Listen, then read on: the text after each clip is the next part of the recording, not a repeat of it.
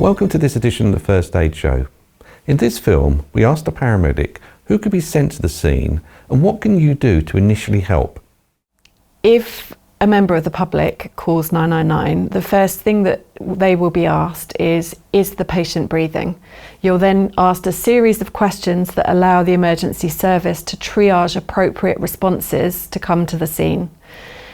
Ambulance services around the country have different resources available to them. So some ambulance services might have staff on bikes because it's built up parks and urban areas and it's quicker to go by bicycle. Some have motorbikes, but the most common vehicles that you will see is a DSA, which is a double-staffed ambulance, the classic van, and they also have an RRV, which is a rapid response vehicle.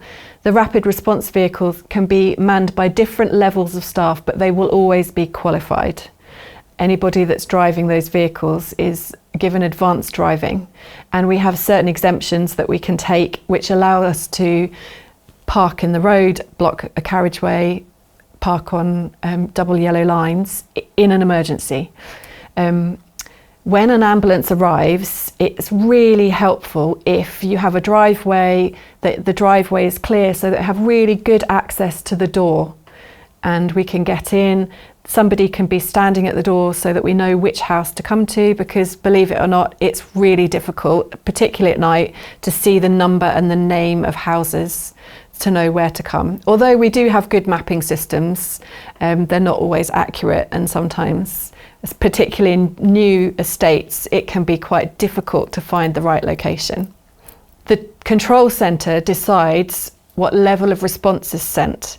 When a team first arrives on scene, they're able to call up to control centre and give them an accurate picture of how urgent the situation is and the type of resources that are needed.